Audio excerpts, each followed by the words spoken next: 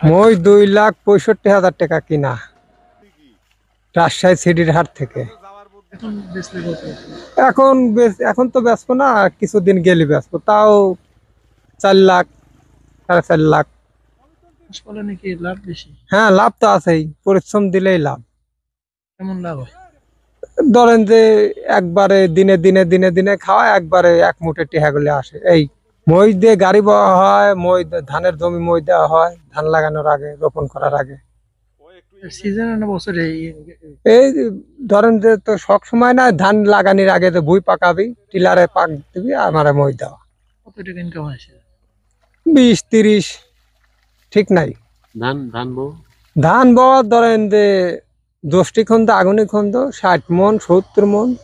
যদি কারোর কপাল ভালো থাকে, ভালো মই ফেললে 100 মন 120 মন, এই উপর, তার উপরে যাওয়া যায় না। মোষ পালন করে কি করছে?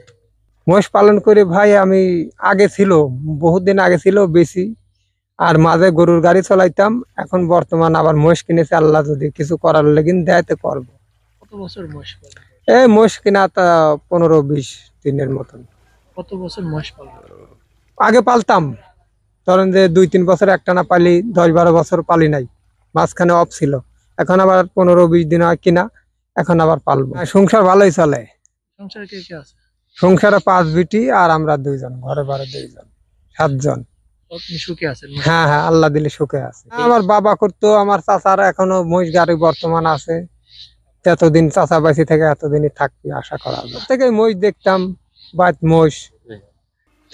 আবার গরুর গাড়ি চলাইতে চলাইতে আবার পরিকল্পনা হলে না, গরুর গাড়ি আর চালাবো না, আবার মহিষের জগতে আবার যাই। গরুর থেকে মহিষ পালা অনেক লাভ। গরুটা বিক্রি করার সময় বলে দাম নাই, এটা সেটা। আর মহিষের মাংস সব সময় 30,000 টাকা মন বিক্রি হয়।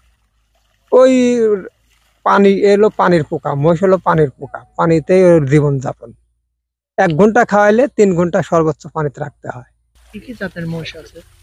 আমার এই দুইটা কিনে আন, কি জাত আমি তাও তো জানি না। আমি রাজশাহী সিডির হাট থেকে কিনে আনা। এখন ব্যাপারীরা জানে কি জাতের মোষ।